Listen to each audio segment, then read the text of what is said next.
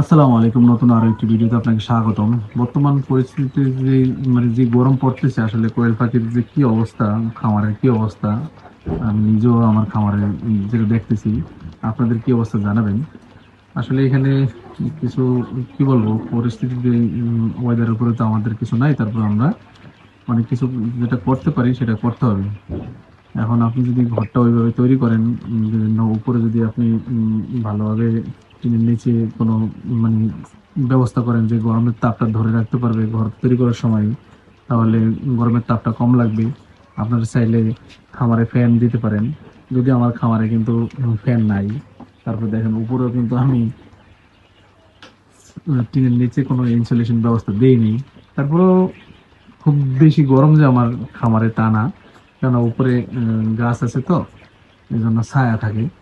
তারপরে কিন্তু দেখেন আমার এখানে কিন্তু দুইটা পাশে আপনার মানে খোলা, মানে নেট দেওয়া, এই জন্য বাতাসটা আপ ডাউন করতে পারে, এতে করে খামারে গ্যাসও হয় না, আবার ঠান্ডা পরিবেশটাও থাকে।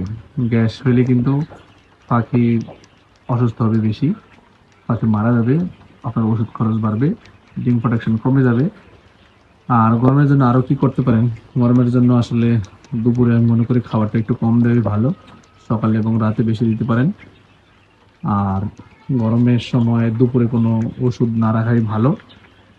চাইলে লেবুর পানি দিতে পারেন, এতে করে পাখির হিট স্ট্রোকটা করে ওটা থেকে আসলে সমাধান পাওয়া যায়। আমার খামারেও আমি কিন্তু খুব বেশি গরম পড়লে এটা দিয়ে থাকি। আর পাখিকে পর্যাপ্ত পরিমাণে পানি রাখবেন পানির পাত্রে, লাগলে অল্প অল্প করে পানি দিবেন, খুব বেশি পানি দেওয়ার দরকার নেই একসাথে। ফ্রেশ পানি দিবেন, এতে করে পাখি সুস্থ সবল থাকবে। এবং ফ্রেশ পানিটা খেয়ে আসে কিন্তু তাজা পানিটা, মানে ঠান্ডা ঠান্ডা পানিটা, আবার ফ্রিজের ঠান্ডা পানি না, মানে কল থেকে কিংবা মোটর থেকে আপনি নগদে যে পানিটা নেবেন ওই পানিটা দেখবেন একটা অন্যরকম একটা ঠান্ডা থাকে। ঠিক আছে? তো ওই পানিটা আপনারা দেওয়ার চেষ্টা করবেন। লাগলে আপনি 3 বার দিতেন, 2 বার দিতেন, এখন লাগলে 4 বার 5 বার দিবেন, অল্প অল্প করে দিবেন, ফ্রেশ পানি দিবেন। এতে করে পাখি তৃপ্তি করে পানি খাবে। ঠিক আছে? আর পাখির ময়লাও তেমন একটা থাকবে না পানির মধ্যে। আমরা জানি যে ময়লা থাকে, কিন্তু পানির মধ্যে ময়লা তারা পটি করে দেয়, পায়খানা করে দেয়।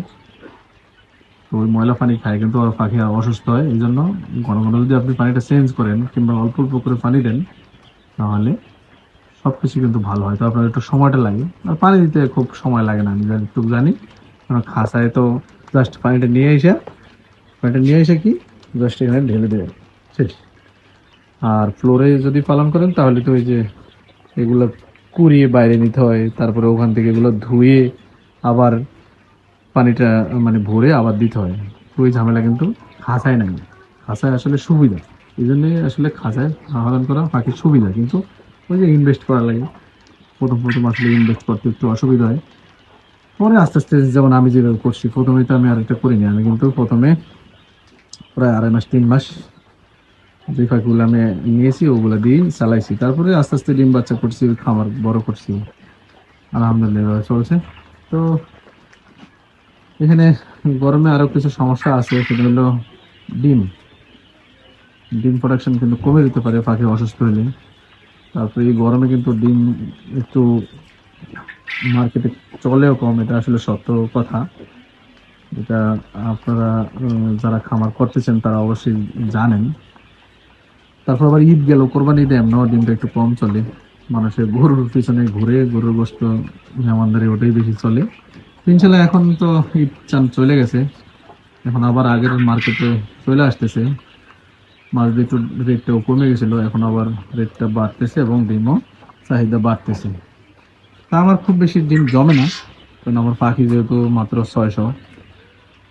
তারপর এখানে মনে হয় দেখা যাচ্ছে ঝুড়ির মধ্যে 300-র মতো ডিম আছে। 300 হবে না, আর একটু কম হবে। আর ওইখানে 250-300 ডিম হবে। তো এভারেজ 500-র মতো ডিম আছে। এটা তো আমার আসলে একদিনের ডিম, ঠিক না? একদিনের ডিম।